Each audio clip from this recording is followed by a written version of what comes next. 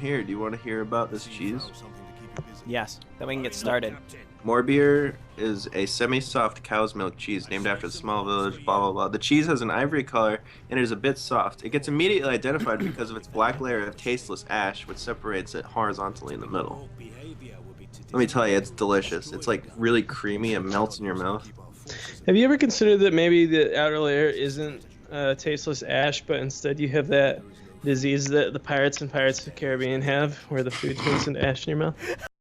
Welcome, everybody, this week to the Damage Per Second podcast, week 16, maybe 17? I think it's 17. I get it wrong every week. It doesn't matter. We're driving. Yeah, do one of you know? I'm here with Brett and Keith, who may know the number. I am Brett.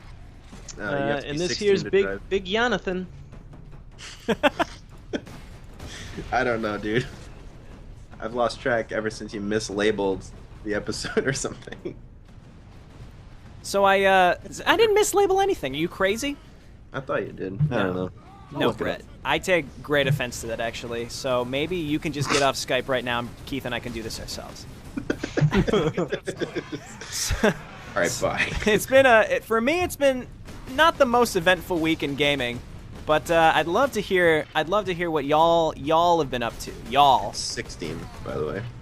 Oh, thank you. Yeah, Keith, what have you been up to this week? Get us started here. Well, it looks like the last one was updated 16 days ago. 2 weeks ago? Right. The weird leg thing. Oh, wasn't there a episode that you didn't put up yet? I put up one today, which was 2 weeks ago. I'm trying to spread them out now because I waited too long for one of them. I think it's 17. I'm still confused. Anyways. So Keith, why don't you tell us what you've been up to this week? Tell us all the really implicit details, and don't leave out a thing. Okay, we'll get right into the nitty gritty here. So, we've been playing a bit of Helldivers, Binding of Isaac, Rocket League, a lot of Rocket League, Bloodborne. Rocket League's going pretty well. Jen's getting a lot better. She has like her on days and her off days, but yesterday she was killing it. And we've been playing against some real people today. Oh, you've been playing against bots with your girlfriend? Yeah, come on, dude. Well, alone I've been playing with against real people, but the all-star bots are fucking hard. I feel like I don't know. We'll play pro and beat them pretty handily, and then we'll play all-star, and they just don't make mistakes. The people online are easier than them. Yeah. But yeah. So we were trying to beat the all-star bots, but we're just getting beat like 5-0 and 6-1. And yeah, I'm liking us some Rocket League, and I was playing Bloodborne, but well, I'm fighting Ludwig, who's the first boss in the DLC. He's fucking really hard. Oh my god, that's like the hardest boss in that game, hands down. Yeah, I've attempted him a number of times. I haven't attempted him in a couple days, and I think we all know that as soon as Dark Souls 3 comes out in a day? Yeah. Where is it? When is it? Tomorrow? It's Tuesday technically, so I mean Tuesday. It's at midnight though. I think we all know that I'm going to be just playing that. Indisposed? Yeah. Indisposed. No, I'll be disposed. What? So, yeah, I'm going to be playing a lot of Dark Souls coming up here. And I'd like to get into some Witcher 3, but I still haven't. It's like my thing where I just have a hard time starting something if I know that I'm like not going to have the time to dedicate to it right away. Because I hate when I start a game and then I have to put it down, and then I never pick it back up again. And I feel like that's a common thread among people playing Witcher 3, because it's one of those games that, like, it's not that it's not fun, it's that, like, you're like, okay, Jesus Christ, I don't have any idea where I am or what I'm doing, or, like, I don't really remember how to play. So. That game is enormous. Yeah. It's a chore. It's so good, but it's also a chore. Every time I go back to it, I play it for maybe, like, 3 hours over the course of 2 days, and I'm like, fuck, this game is good, and I just never play it until the next time that I play it. Yeah. That's kind of how I feel about Skyrim and a lot of the Bethesda games. Like, I open it and it feels like a chore to me almost. Yeah. I hear you. But that's because I'm a completionist. Yeah. Well, yeah, there's that, and there's some games where you just, like Rocket League, where it's just so easy to play. Just easy. I mean, not easy to play, but it's so easy to just like pick up and play a game. And Binding of Isaac, and that's why I end up playing this freaking game so much, is that it's really easy to just be like, okay, I have an hour. Like, I don't even have to fucking think about this game. And these kinds of major RPGs are not games that you don't have to think about. Mm-hmm. So, that's what I've been doing. Cool. That's hot. This week, it's interesting you bring up Rocket League, because I was thinking if we get to our topic this week without getting super sidetracked, I was thinking the whole thing with Rocket League is like there's like a semi-competitive tier, and I don't think the creators of Rocket League really intended for that. Maybe they did. You can correct me.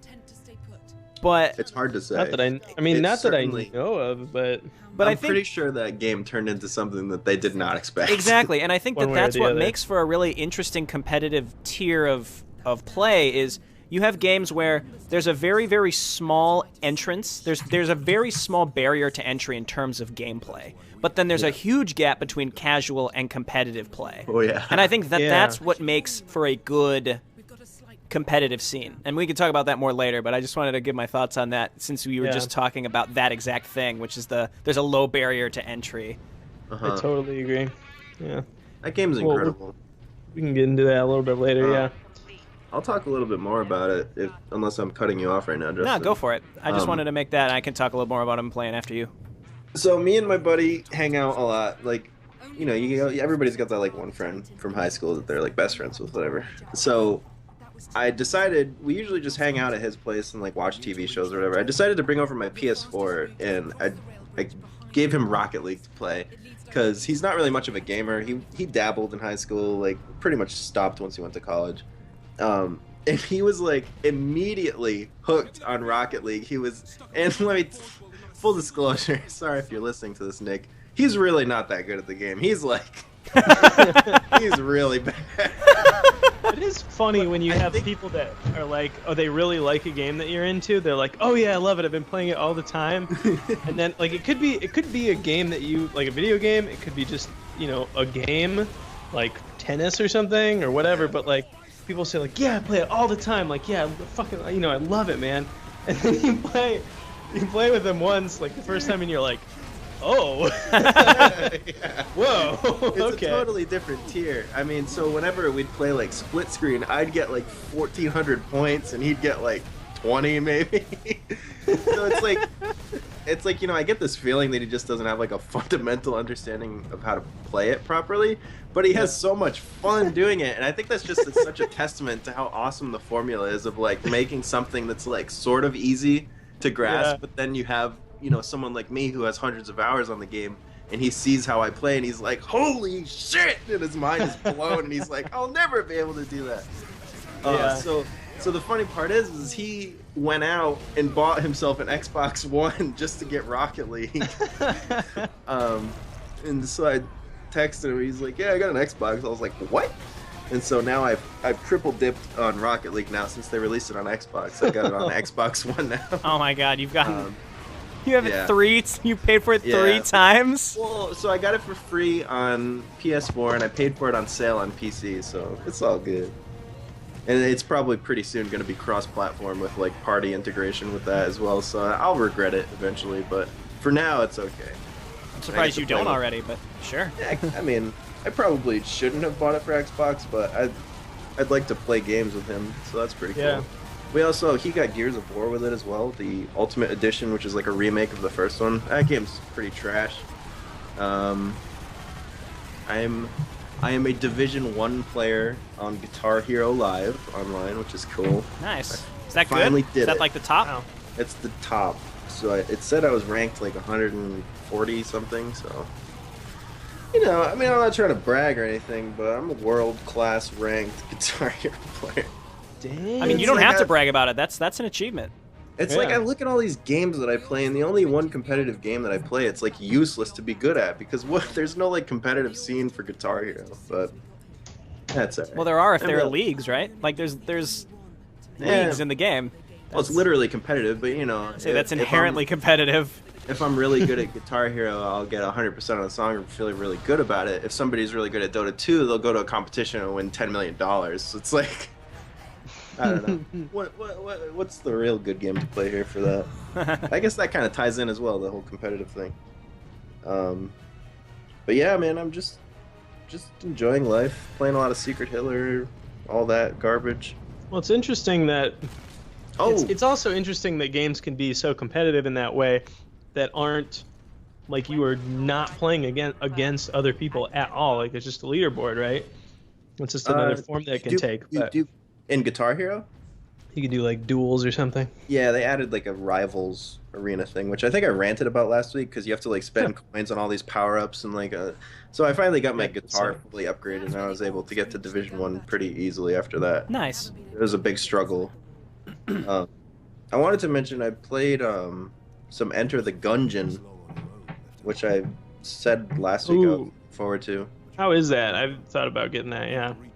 It's pretty cool. It's like a hybrid of like Binding of Isaac and Dark Souls and Spelunky, and like they actually like borrow a lot from other games too. It's pretty funny.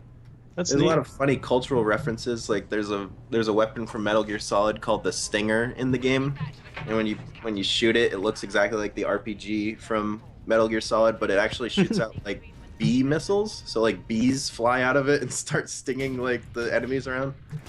There's just like a lot of cutesy stuff like that reference other games, and it just seems like a refined version of the formula that has become so popular, and it's still really fucking hard too. And it's not super offensive with the way that it like references guns all the time, because I remember playing that game Broforce and everything's like bro.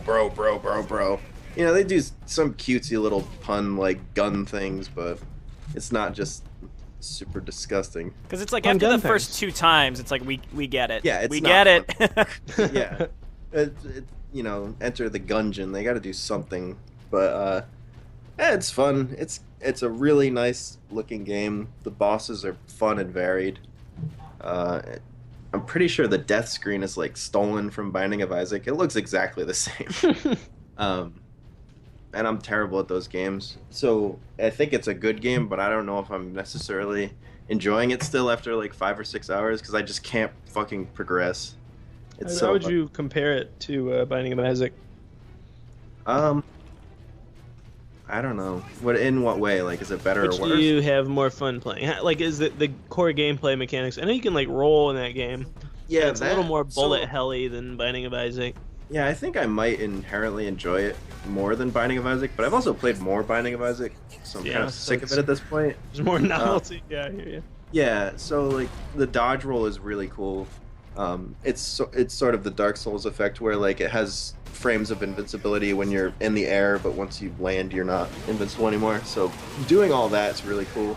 Changes up the bullet hell style, so you can have some sort of a chance and not just be like a Tuhu or a Ikaruga type style game where it's just batshit crazy. Nice. It's fun though. I mean, it's a cheap game too. I think it's well worth the money. You should play it. I'm really torn because I would have just bought it by now. That game and Salt and Sanctuary, both of them, like, I know I'm gonna like both of these games. However, I'm like sure that they're gonna come out on PlayStation Plus at some point. It's like exactly the kind of game that would. I would at least count on a sale for them. Yeah. And plus with Dark Souls coming out, like that's the thing. I bought Salt and Sanctuary. I've barely played it. I bought Gungeon. I've played it enough, but not enough to get the most out of it. Like I probably should have just waited because I knew I was gonna play Dark Souls 3, and that's all I've been waiting for. So it drew me. And Salt and Sanctuary and maybe Gungeon are out on Vita, and I have a Vita. I'm one of like the few Vita owners, and yeah, like take anything I can get for that system, but you know, might as well wait until like I'm gonna travel or something. Yeah, my Vita playing a lot of it. You know, my Vita broke, and the day that it happened, I was really disappointed. But after that, I haven't missed it one bit. It's still broken, like right to my left here. I can see it. I don't know. Yeah, it's sad system. I know. I just don't. I don't know. I don't feel the same way about mobile games as I used to. Like, there's lots of stuff that I don't. I'm not like traveling around as much. Mm-hmm. And if I am, I'll just bring my laptop and a backpack probably. And yeah. it's gonna be able to play any of these 2D games. Like, just as I don't know. Maybe if I was like commuting to work every day on a long bus ride or I don't know, something, Yeah, but exactly. I just can't think of many situations where I would really like to play a mobile device more than just get my laptop out. So I don't know if it's like more for kids. Well, two things. Certainly a lot of people like 3DS. Yeah. But you had said that you're one of the few PS Vita owners. I think a lot of people have them. They just don't. They just don't use them. Yeah. Yeah. The main issue is that everything is just cross-buy. So if you have a PS4, why don't you just play it on PS4? Right. Unless you are a portable gamer, but then it kind of takes away from the allure of the Vita, because I feel like handheld gaming hasn't really been a portable thing for a while, because they just have suited certain types of games like turn-based RPGs and story-type games for a while. Yeah. So I think the travel portable gaming is more of like a Japanese cultural thing. Apparently, like, you go on a train and everybody's got a 3DS or a Vita out or something. Yeah. But I don't know. I don't live in a travel area either, though. It's just now there are, like, when I was a kid, right, we were playing our Game Boys all the time, and we loved it. And there was even more of a gap between, I mean, there's just several, I mean, there's even more of a gap between the quality of, like, portable games and the quality of your system, like, you know, Super Nintendo compared to your Game Boy or PlayStation versus your Game Boy Advance, or what, you know what I mean? There's a bigger gap, but you were traveling all the time. You didn't have a smartphone. Laptops sucked, and you were kids, so you didn't own one. And they don't, I mean, like, you couldn't really play, most people did not have a laptop they could play games on. Now, portable systems find themselves right in between your smartphone and very, very portable laptops that are capable of playing. I mean, a laptop is a lot of people's main systems, and they're capable of playing pretty much any indie game that your portable device is going to be able to play. Right. And it's also probably going to run better, and everything's cross-platform. So its niche in the market has gotten so much smaller, and I think the only reason the 3DS has done so well in the DS is because it's for the same reason that Nintendo in general does so well, because they just have tons of exclusives, which the Vita does not have at all. It usually gets these indie games second. It's a port machine, just like the PSP was, I'm pretty sure. Yeah. And Mingstar brings up a good point. The fucking memory cards were thievery. Like, exactly. How do you pay $100 for 64 gigabytes? That's, like, insane to me. Yeah, that is nuts. You think when someone already insane. bought your system, like, put some games out for it. Don't try to milk people for more. They should build in a fucking terabyte to the thing. I should be able to play whatever I want. I shouldn't be having to swap out, like, downloads because of the cost of memory cards. It's just insane. Memory costs like nothing anymore. Yep, and it's I know. absurd that is a limiting factor for anybody. Well, the interesting thing is, I mean, it's interesting that you say that, because I agree. It's cheaper than it's ever been. Like storage in general is cheaper than it's ever been, but when you're looking at building in bulk, storage is still probably the top cost of all of the hardware. Yeah. Well, the issue is they make it proprietary. They don't give you like a universal port for the Vita. They give you this stupid proprietary that's memory card garbage. slot. Yeah, it's And that's, in particular, is something that does not need to be proprietary. There's nothing special, as far as I know, about Sony's SD cards or whatever they are. They are just, hey, we cost twice as much as any other SD card out there, and you can only use ours. Yep, that does. Yeah, that is pretty. The exact same fucking shape. That's janky. I agree with that. Yeah. I was gonna say, I have a 3DS, and I enjoy my 3DS, but it's the same as we were saying the other week, as like books. Like I like reading. I guess that's a whole different experience. But in terms of like fictional media and enjoyment, if I'm at home, I'm probably not going to be using my 3DS. Yeah.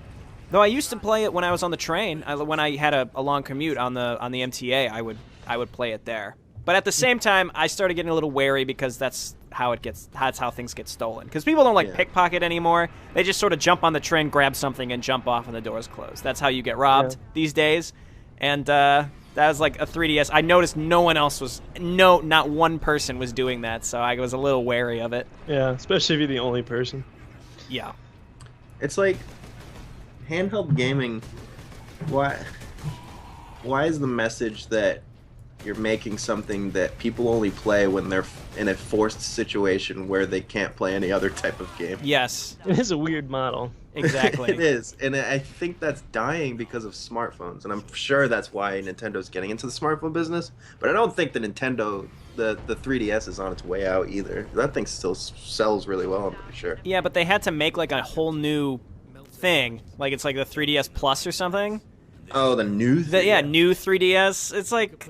Yeah, that's pretty bullshit. And then they did it where the Super Nintendo game Earthbound is only compatible with the new 3DS game. So you can't even emulate a certain game on the old 3DS for some reason. Yep. Yeah. It's all pretty fucked. But what were we talking about? We were just talking about what we've been playing. Oh yeah. Well, for me, this week, I don't know, I gotten on like a Warhammer kick, if you can't tell. Playing Warhammer Space Marine right now, and I plan on playing probably Dawn of War 1 and 2 sometime next week. And, yeah, maybe next podcast you'll see me playing Dawn of War 2, but... I don't know, I was just bored one day, I was at home, and I'm like, I'm gonna read everything I can about Warhammer 40k. And that's exactly what I did for like 2.5 hours at least. And, you know, there's the lore and the backstory of it is so rich that, you know, you could spend days, weeks just reading about it. But, like, the general overview of the timeline, I spent a lot of time reading about it. Because it's a universe I'd love to get involved with, but I don't think I'd ever go somewhere and, like, paint figures and use the miniatures to actually do the tabletop gaming. Mm-hmm. But it's just like it's a storyline that's really interesting to me. I like it a lot. So, I don't know. Yeah, again, I spent forever reading about it, and it's an interesting mix of sci-fi fantasy. Like, it's not just fantasy, or it's not just sci-fi. It's more a fantasy story in a sci-fi setting, as opposed to the opposite. Most of the time you see a sci-fi story in, like, a fantasy setting, maybe. You think of the, like, Fallout 3 add-on where you're, like, abducted by aliens, you know? That's more of a fantasy story in a sci-fi setting, whereas this is, like...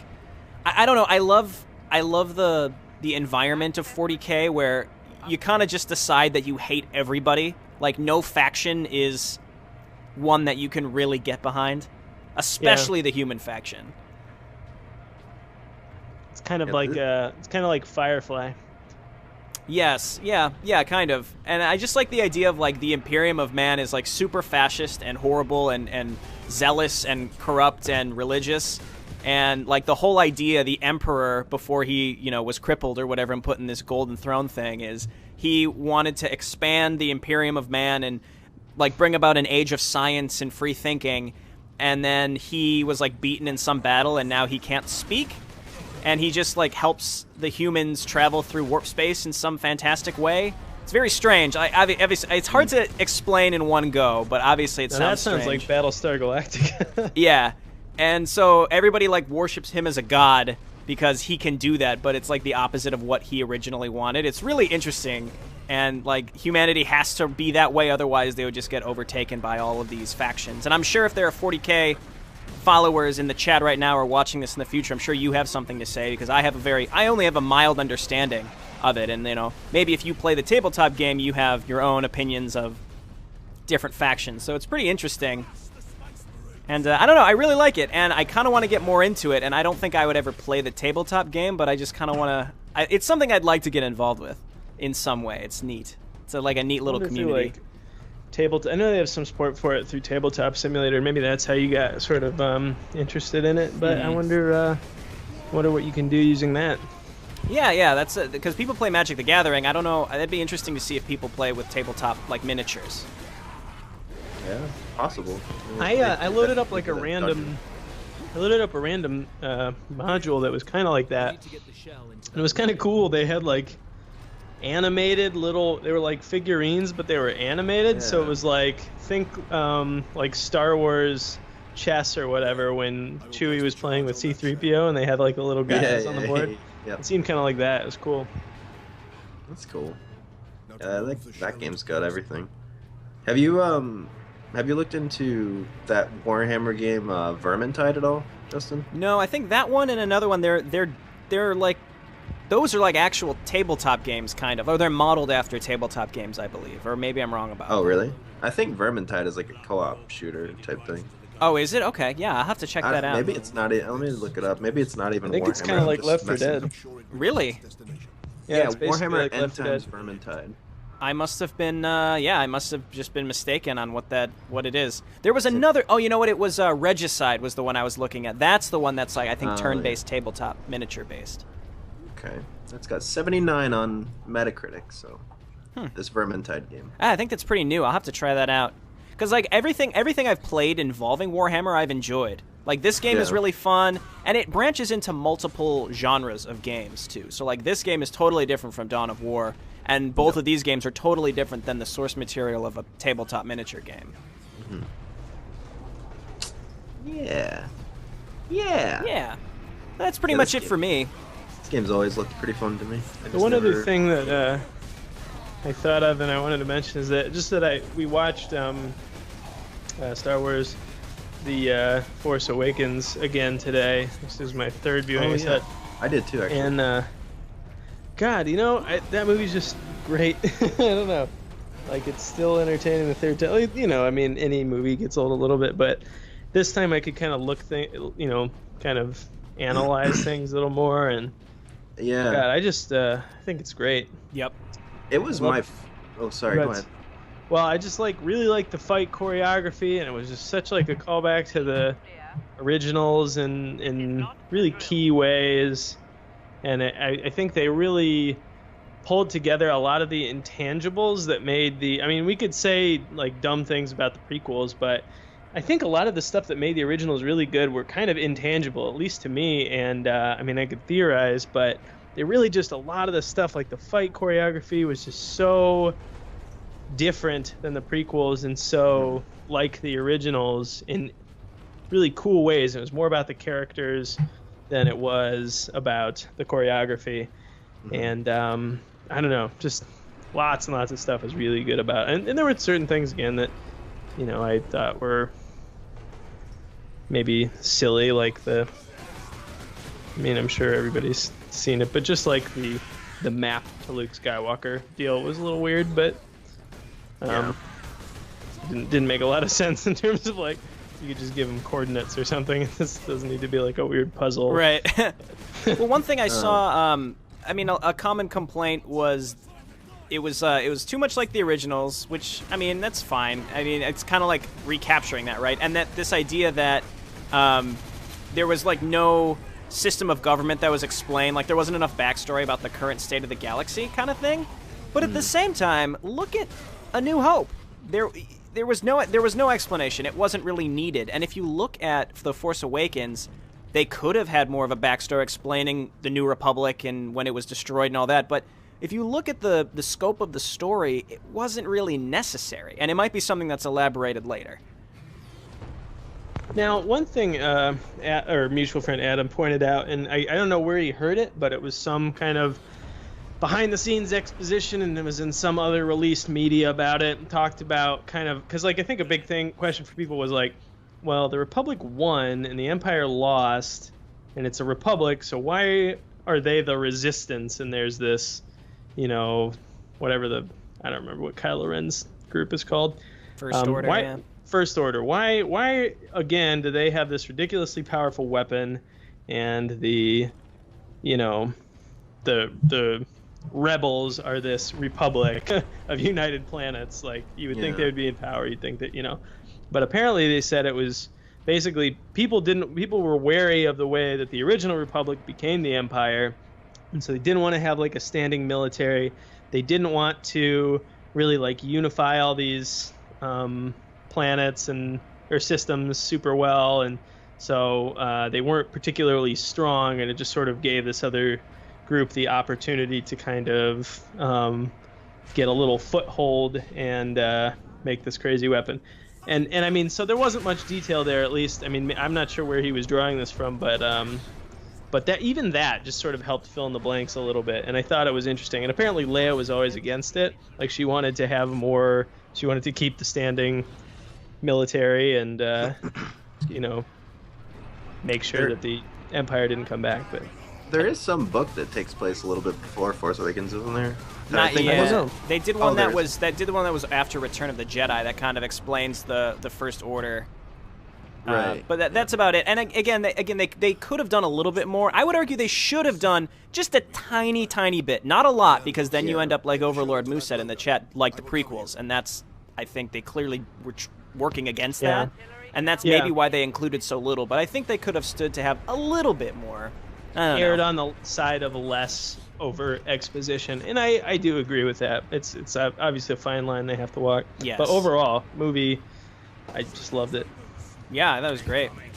Yeah, what was it, like my 4th viewing of it? I watched it between yesterday and today. I just like paused it. I didn't feel like watching it anymore. But what I noticed this time around was the cinematography in that movie is actually like amazing. And some of those scenes, like the scene with Kylo looking out of the ship at those red lasers going across the sky. Yeah. And then one particular shot that blew me away, which is, I mean, I guess I'm not going to spoil it too much, but I mean, if you're very wary and you haven't seen the film, then what are you doing watching this? Was the scene on the bridge at the end. There's this one shot when Finn and Rey first enter the room from like the upper level, and the light shines down and you can see Han and Kylo like standing apart from each other. Holy shit. Yeah. It blew me away. Oh my god. It's just beautiful. I think that's going to be the next, that's like the iconic fictional film moment of our generation, in my opinion. That was incredibly well done. I was really impressed. And just Chewie, you know, how he acts in that scene is extremely. I just thought that was perfect. Oh yeah, no, I agree with that completely. He's just, it was very powerful, yeah. And it's very powerful. It's exactly what he would do in that situation, and you know, I don't know. So, did you see that there was a comic someone made? It was a fan-made comic, and it was like, well, I guess should I? We basically spoiled. Should I not? All right. There's a chat. Yeah, they said it's fine. Yeah, let's do it. Chat. If you haven't seen the movie, and I don't even care if you think you want to, or people watching. If you have not, people watching on YouTube, if you have not seen the movie, I don't care if you think you want to or you're going to. Leave now. Return in 5 minutes. We are not accountable.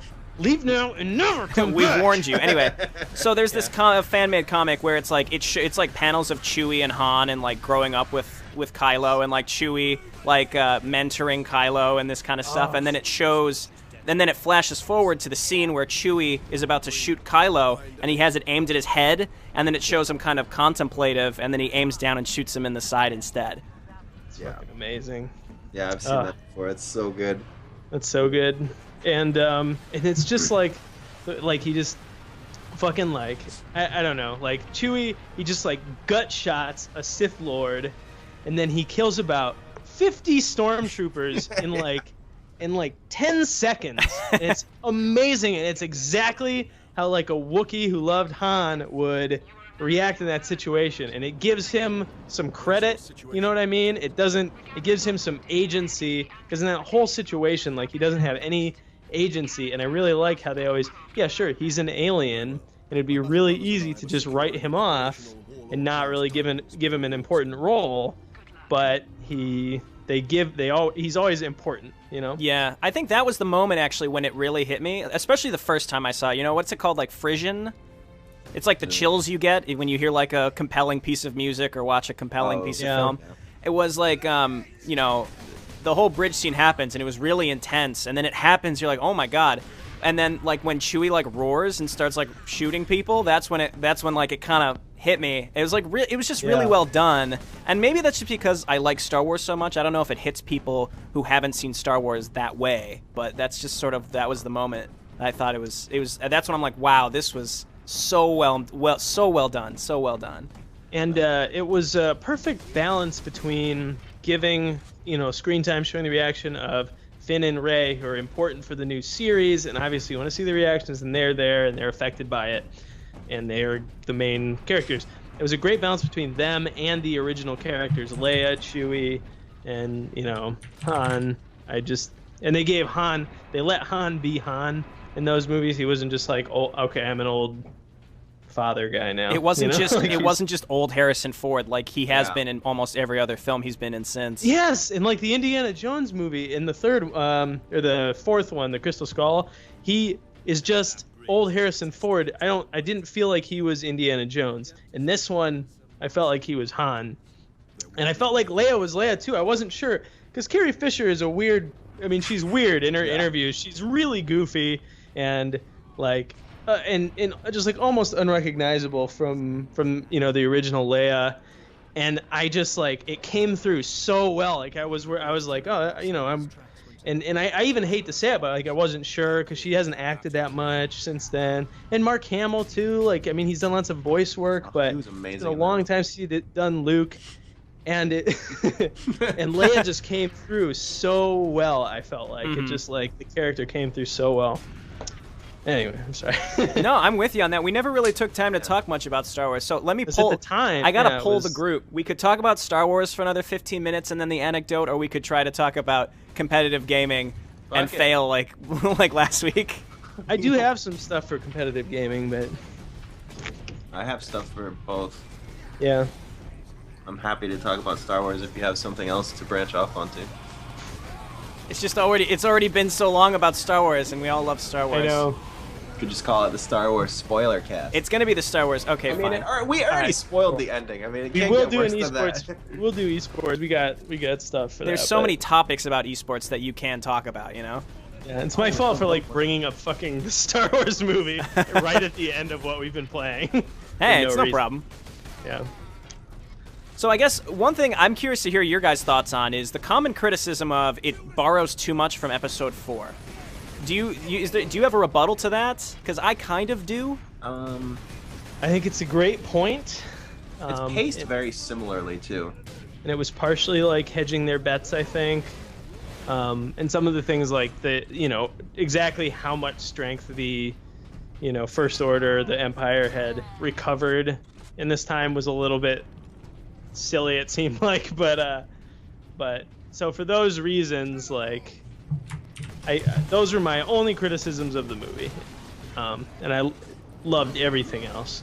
But I do agree, like, it's very similar in terms of the pacing and the characters and that kind of thing. I don't think I've watched A New Hope as religiously as many Star Wars fans have, because I'm a relatively new Star Wars fan. But I feel like if you like made a chronological list of all the events that happened in each movie, I don't think they'd look very similar.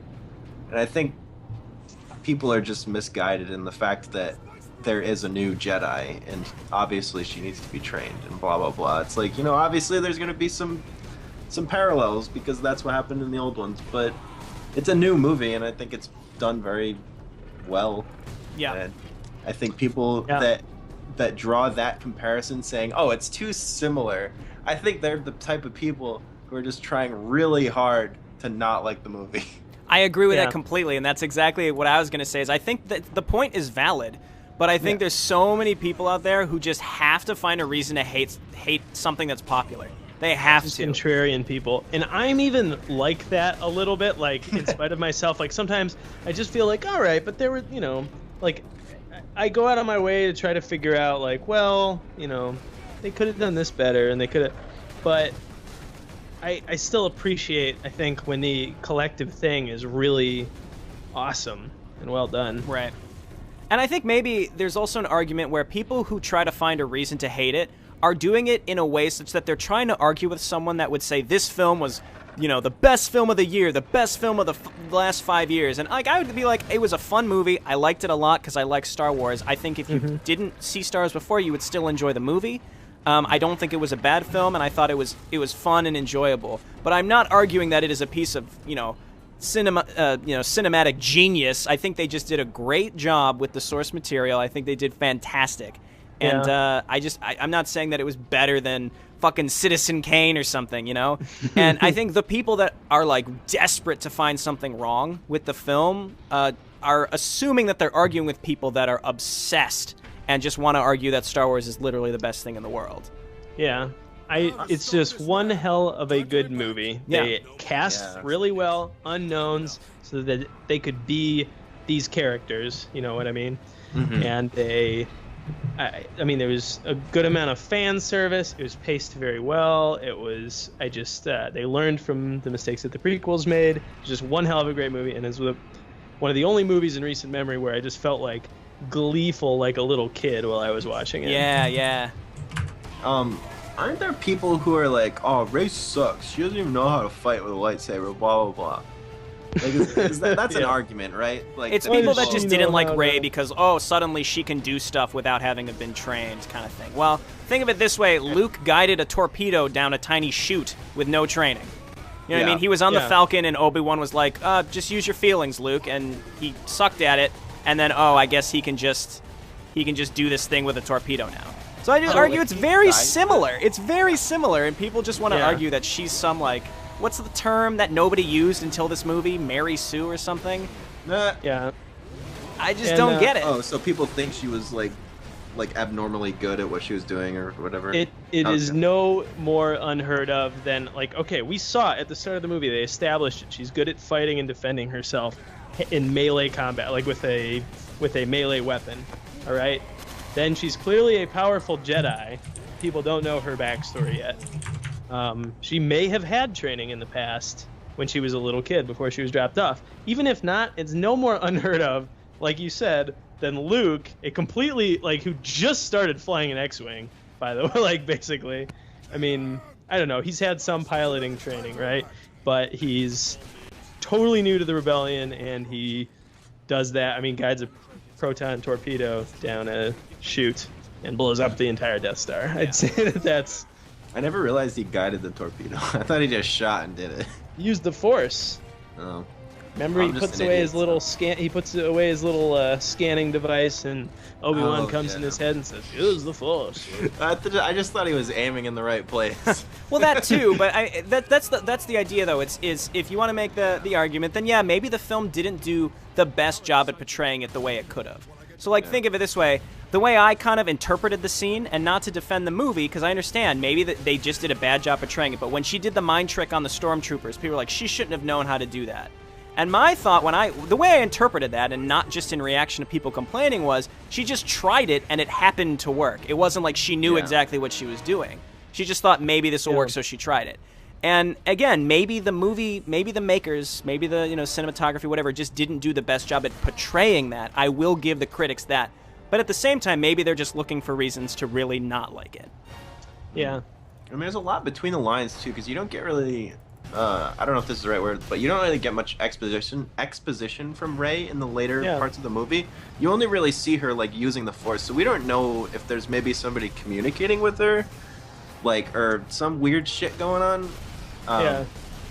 So I don't know. It's just hard to say. Yeah, it is meant to be a trilogy, so I feel like I'm trying to counteract this idea that I'm probably, like, overzealously defending the film when it doesn't need to be defended. Yeah. Exactly. I would say that it's like we like the movie, but we're not defending it as fanboys without justification. I think that it speaks for itself. Yes. And we heard Obi-Wan like talking to her in a vision when she gets that lightsaber.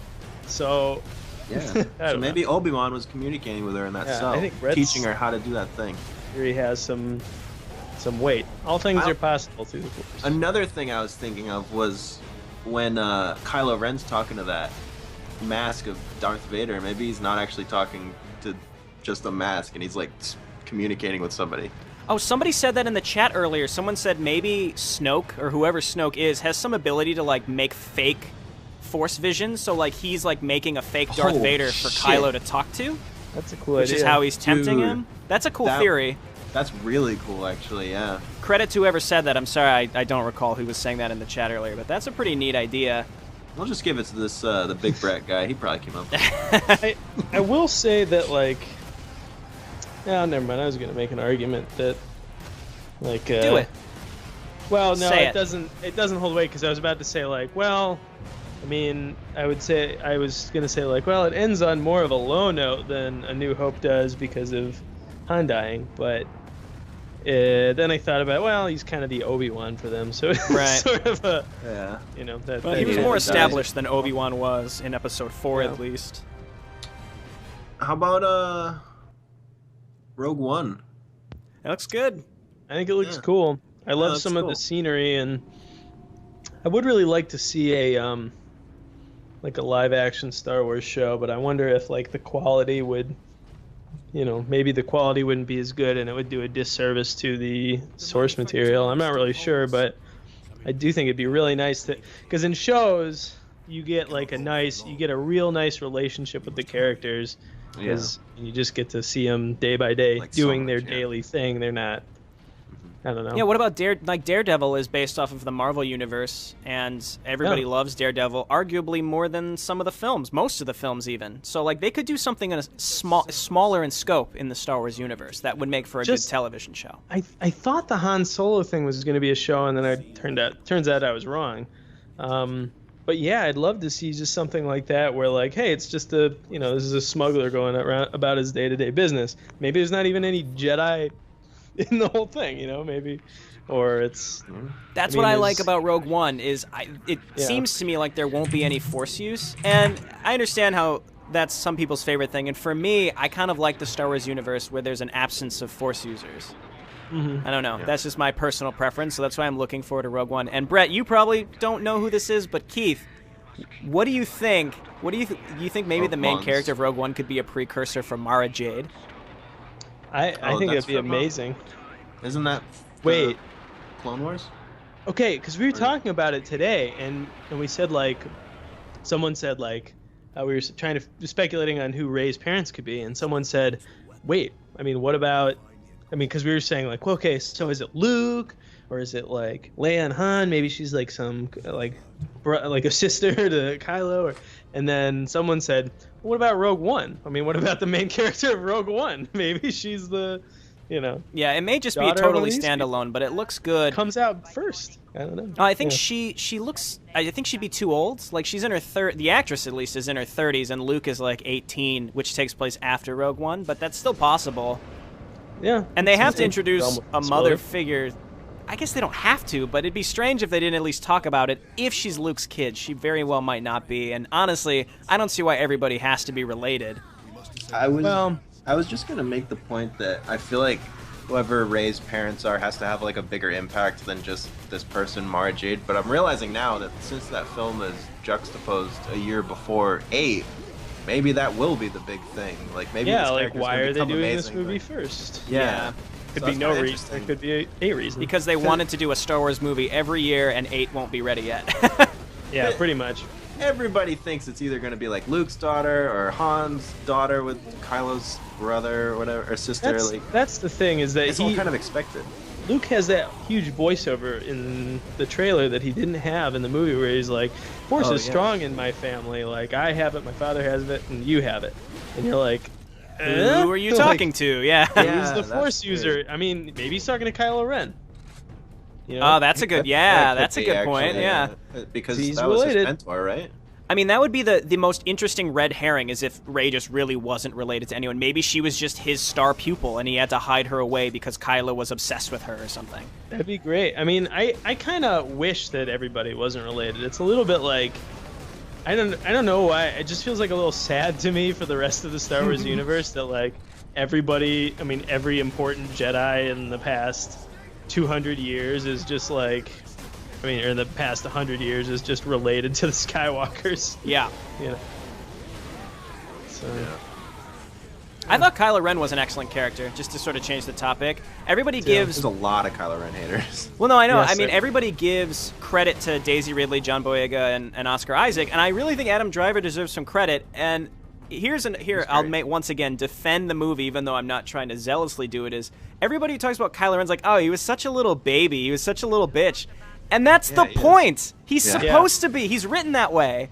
That's what's amazing about it, and that's a major reason why it's different from the original trilogy. Exactly. He's not Vader. He's trying to be Vader, and they set him up to kind of be like Vader, but he's actually kind of like pathetic. Yes. Because which is the whole point. Like, how could Rey beat him in the lightsaber fight? Like he's been. That is the point. He is trying to be a powerful Sith Lord. He says, I could train you, you need training. And she's like, I'm just gonna fucking kick your ass, dude. You need a teacher. She does. You need a teacher. That's probably my favorite line, just because of how, like, that's the one absurd line from the movie that I think is going to be, it should be a meme. It's because it's one of my favorites. You need a teacher! Me and it's in his voice. It's his voice, too. I can show you the ways of the Force. Yeah. But I think Adam Driver did a good job, and they wrote the character that way for a reason. Like, it's not like, oh yeah, we want to make a villain who, we didn't mean for him to sound like a little baby. Like, of course they did. Like, that was the point. We wanted him to be really cool and ominous sounding. Like, yeah, it adds some depth to him, and it makes the story more intriguing when you know the villain has a path of their own. Yeah, I mean, every touch, I mean, just these fine touches all over the place, the way he's really rough around the edges, every one of his force powers.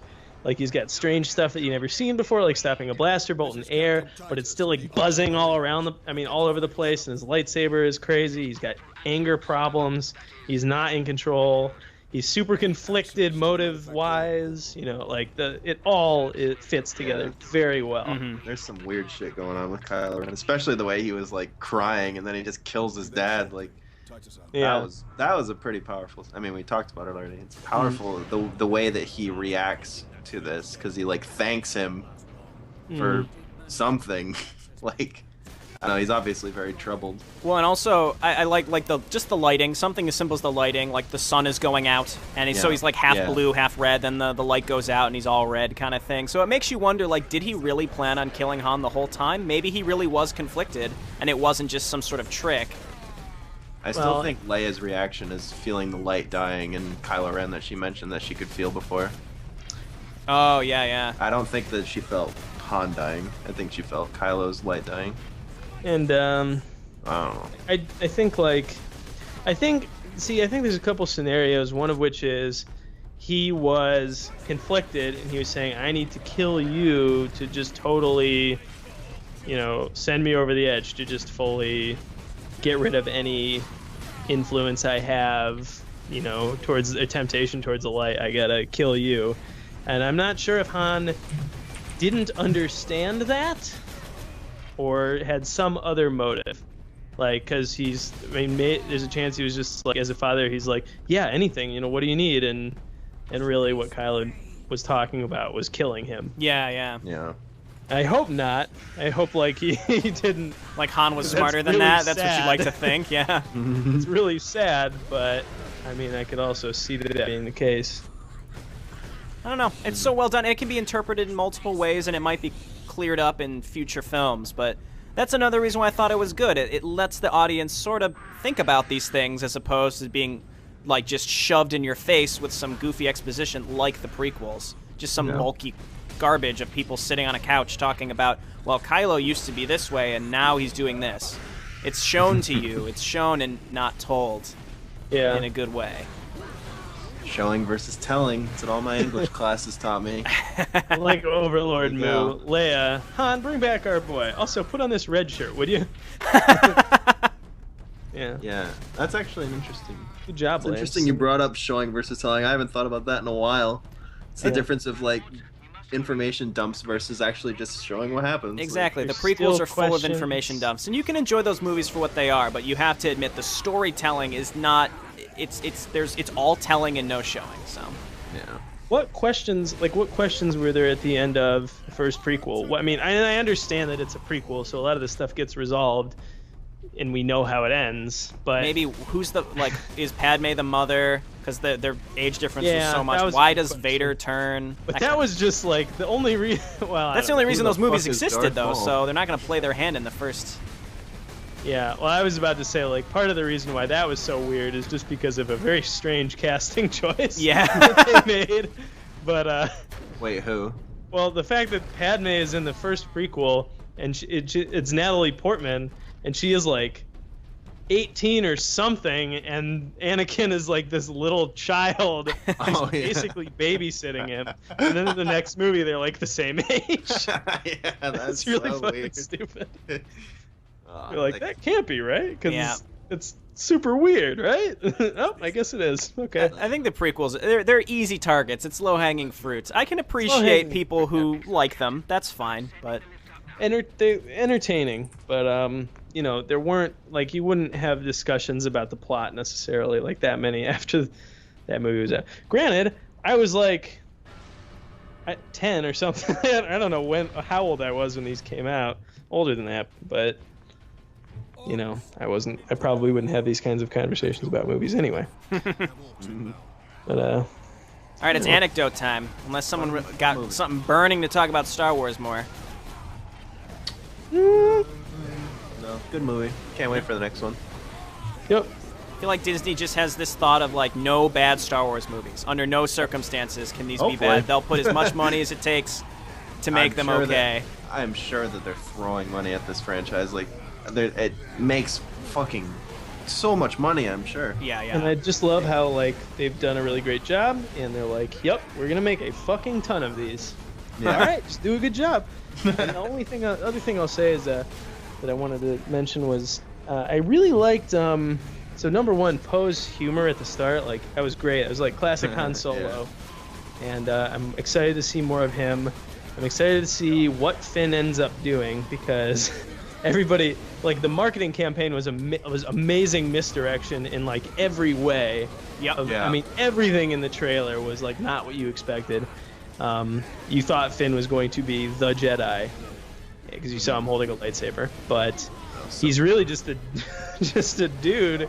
Like he's important in terms of his motives and stuff. But I'm excited to see like what role he takes in the coming movies. Yeah, I was thinking about that the other day. What's he gonna like? What's his role? Poe is obviously an amazing pilot, like better than Luke. I mean, he flies into the fucking thing and bullseyes like 4 different things. Was so and cool. That scene is flies amazing. out with no sweat, right? Yeah. Rey's obviously got tons of potential in terms of a Jedi. It's going to be interesting to see what happens to Finn.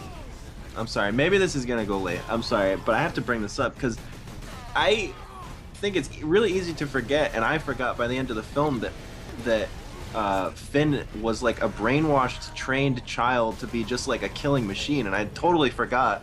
Yeah. And so I feel like his history, whenever that comes up, if it does, is going to be really interesting to see like what happens with that. Because maybe he's like fucking with them. What if that's the case? What if oh he my betrays god, them? what if he betrays them? He's got a fucking chip in his brain. He's going to shoot Luke in the back. Yeah. Like a chip, yeah. Because that's the other thing. knows, Everyone's dude? so excited about Luke, but these movies are really about passing the torch, and I feel like Luke may not survive, and people should really not Embrace it. necessarily expect it, but they should be prepared for it. Yeah. Because like the old cast is like it's not about them anymore. That's kind of the point. So Let me tell you what's going to happen. Luke is going to he's going to give Rey some training, and then he's going to peacefully retire, and he's going to hang out at the Rebel base wearing like a Tommy Bahama shirt. He's going to get kind of fat, and he's going to just hang out back there. He's going to make jokes. He's just going to like not take anything seriously and just kind of kick his feet back. And yeah, Mark, we that's know gonna that be you his lost fault. 50 pounds for this film. Just gain it all back. Just gain it all back. Get it all back. You're gonna wear a Tommy Bahama shirt and sunglasses, and you're gonna wear a hat that says Margaritaville on it. It's good. Alright, I'm all done now. All right, well, hey, anecdote for this week. This all pales in comparison. We had such a lively Star Wars talk, you know? That was good. My anecdote idea was talk about some habit that you do that you think no one else does. Something weird that you do that you're pretty sure probably no one else does. That nobody else does. It can be really specific, too. Can I eat my own shit? Is that weird? No, just kidding. That's the first thing I thought of when you sent me that. I was like, oh, I want to say something extremely disgusting. The answer is yes. That's pretty weird. Just thought I'd let you know. That I could help out. When I'm home on my own, my hair's been getting a little bit longer, so I'll tie up my hair in like a little ponytail when I'm at home. Nice. Oh, you can do a man bun, Brett. I'm trying, but then I like stumbled upon some kid's Facebook who I went to high school with, and he had a man bun, and I was like, oh, I don't want to compare myself to him.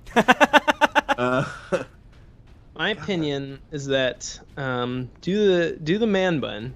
You could do a ponytail man bun. I don't like the when they get that like hairband thing that girls will have. Like it almost looks like a bump. I'm just trying to think of how it goes across the head, and they just like push their hair back. And it kind of like poofs up in the back. Do you know what I'm talking about? It's like a straight across hairband. You put it on from the front and you just push it back, It just kind of pushes your hair back in a big swoosh. Oh yeah. I think It looks that is a a little woman weird. thing to wear. Yeah, it I looks a think I little would wear weird. that. Well, One don't thing- get one, Brett. One weird. It's not really a habit, but it's a method that I have. So our ice machine broke, and I like to drink iced coffee like every day. So what I have is these two, like small Tupperware containers that are to hold like maybe nuts or something, or I fill them with water and I freeze them every day, and I use them, and they're like two really big ice cubes for my iced coffee. Uh-huh. That's pretty weird, I guess. Smart. What do you got, Justin? You came up with this shit. Tara in the chat. Keith spent like a minute describing this thing. He's like, it's like a headband. She's like, it's a headband? You're talking about a headband? This thing that you've been describing? A headband, comma, big virus. So I... No, so, not a headband, but, you know. It's like a band around your head. so Like this thing, like you push it from the front. It's not quite a headband, but it's basically You're it's a headband. not getting it. Let me go over it Clearly again. doesn't understand. We live by a ShopRite, so we grocery shop there, and you know how a lot of bigger grocery stores, they sell rotisserie chickens for $5? Mm-hmm. So Yeah. Tara and I, we go grocery shopping, and we tend to get one, and we have this thing where whoever goes grocery shopping, it's their job to obtain and present a fowl to their significant other. So Tara had to grocery shop today, and it was her job to she had to select the right fowl and then present it to me. So even though I take it out of the bag and I put it on the counter for dinner, she has to, at some point before we eat it, take it and then present it to me. Oh my god. And we discuss it as presenting a fowl. That's really funny. Oh my god, you guys are so quirky and cute. Fucking asshole. And then also, Keith, I sing your stupid Big Women song all the time. All the time. Big women.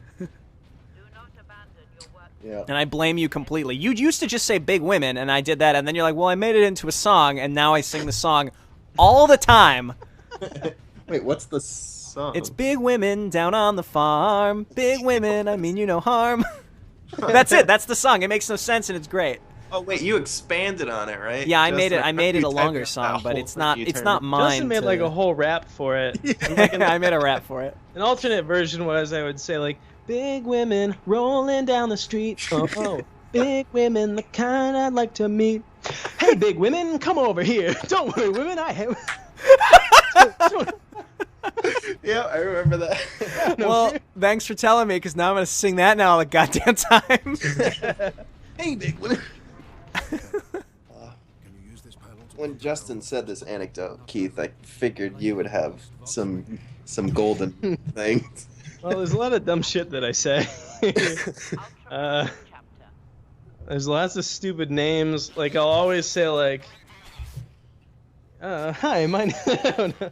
Just be like, oh, hey guys, I was thinking of. Most of it involves, like, dumb names that I come up with for myself. So I'll post the Facebook chat and I'll say things like, hey guys, I was trying to think of a name for myself. You know, like, people have been too scared of me because of my big muscles, and I was trying to think of a way, like, right off the bat, you'd know that I'm gentle. So I thought maybe I'd start going by Gentle Russ. And I'll just say weird things like that. Mostly names. Confirmed, he does do that a lot. Always you tap do that a lot. I usually wake up to a message. Hey a guys. stupid message. Eventually, people just stop responding. Well, let's see. You sent us one earlier today. It wasn't a name one, but it was weird. Let's see. Really? Let's see. Where is it? Let's get a look at that dick.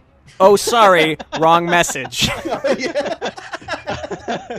I'll do that a lot. I'll send something very weird, like I'll send a message that says like, "Hey, this is Sexy Lexi from Hotlanta ASL," and then I'll be like, "Oh, wrong message. Sorry, guys. I thought this was Yahoo Chats." And one weird thing that I do, I got this one weird trick for a tiny belly that that So, but I can share with you guys. I thought of it. So, but one thing I will do is like whenever I have like pizza, something greasy or something, like really sugary, I feel like I always get a big loogie in my throat, And because that always happens, this is just gross, sorry. But because that happens, I'm like, I bet that this loogie is like all like fat or sugar. And I know like logically it's probably not true, but I always make a point to like go and huck a big one. And you feel good about it because you're like, that's not inside me anymore. Or ice cream. Yeah, because I'm like, this is probably bad for me. This only happens when I eat something that's bad for me. So let's get rid of those extra calories. And I thought you were going to talk about damping up the grease on your cheese pizza. Yeah, one thing I do. Okay, so there's this guy named Eulalilia or something. Yep, that was it. Yeah. Years ago that we found online, and he's got all these weird videos. And one of them is him playing through Bubsy 3D, which is a terrible game that no one should be playing anymore. I mean, it's a really old game. It's not very good even when it came out. And he's playing through it, and he's like, hey, did you know how to get to the highest point in Bubsy 3D? Here's how you get to the highest point in the entire map. And even better. And then, yeah, and he's like pausing the game and like checking his stats to see how high up he is. But anyway, he claims that he only eats cheese pizza, and he claims that he's developed a method of getting rid of 90% of the fat in the pizza by dabbing the top of it with a paper towel to get rid of the extra grease. He's developed this through countless hours of testing. I have a friend that actually does that, and that's fine, but the way that this guy presents it as if he's like, I'm the only one that does that, and you're crazy to think that this is weird. And it gets rid of 90% of the fat. Like, I know it's still covered in cheese and pepperoni, but this thin layer of grease that I got off the top of it contains 90% of the fat. I mean, the guy clearly has a social problem, which is fine. You know, it's just amusing to watch the videos. Funny music, videos on YouTube. Killer vids. Yeah. The last thing, you reminded me, Justin, when you were talking about the weird thing that you do with Tara, is that Jen and I have got a bunch of weird, couple things. But usually, like, in the morning or at night when we're, like, brushing our teeth, then we'll, like, both be in front of the bathroom mirror together. We each have our own sink. And then we'll do, like, a synchronized dance. And, like, one of us has to follow the other's. And so, like, trade off. And one person will start doing it. And the other person has to follow them. And then we tag out. And then the other person has to lead. It's fun. You should give it a shot. Cute. I'm a leader, not a follower. So cute. Sometimes when I'm in my car, I'll just yell as loud as I can. Oh, I used to do that when I had a car. Yeah, just belt out. Nobody's gonna hear you. It's really the only place where you're like truly private. I mean, even if I were to yell right now, and nobody was home, I still got neighbors. They can probably hear me. Like, someone would call the police. It's a good feeling. Just to let it all out. That's why I'm so happy. Shout, let it all out. These are the things. Well, hey, it was a good podcast. Star Wars spoilers, that's what it's going to be called. Yeah, then no one has an excuse. I honestly kind of like this idea of letting our topics come organically. It's good to have a topic in case everyone's like, so... Got one in the back pocket? Yeah, but it's good to have one in the back pocket, that's for sure. I think we're at an interesting time of the year where like things are starting to ramp up. It's not like the post-Christmas like lull where nothing's really happening. Yeah, that's a good point. A lot of cool indie games coming out and stuff. I've got two more things that I just remembered.